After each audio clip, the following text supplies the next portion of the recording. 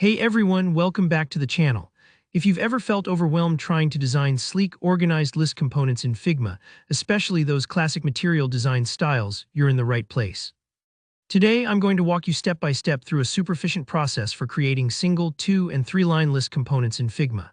By the end of this video, you'll know how to quickly build these elements for your UI designs and how to make them your own with custom tweaks.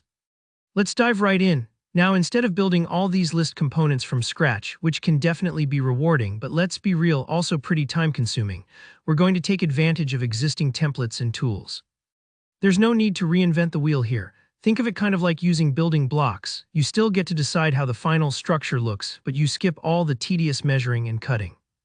This is a huge time saver, and it lets you focus on actually designing, rather than getting stuck on repetitive setup.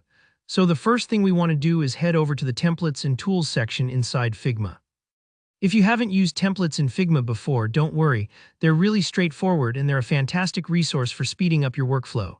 Once you're there, use the search bar and type in List Components.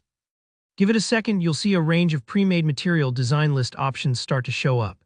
If you don't see something that fits exactly, try tweaking your search term, but usually, List Components brings up a solid variety.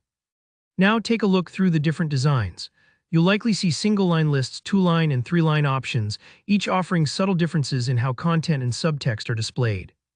Think about which one fits your project best, whether it's a simple one-line item for quick tasks or a three-line detail-rich component for something like contacts or messages. Once you've found the right one, go ahead and open it in Figma with a single click. This usually makes a duplicate you can freely edit. Here comes the fun part, customizing it to make it truly yours. Take a moment to explore how it's built. You might notice auto layouts, nested frames, and styles that make it super easy to tweak. Maybe you want to change the icon, adjust the spacing, or swap out the font. Don't be afraid to personalize it. For example, if you have a specific brand color palette or a certain typeface you're working with, go ahead and incorporate those. Even though you started from a template, your end result can look completely unique. And the beauty of using Figma for this is that it's all non-destructive. You can always roll back or experiment freely. Once you're happy with your customized list component, the last step is super simple.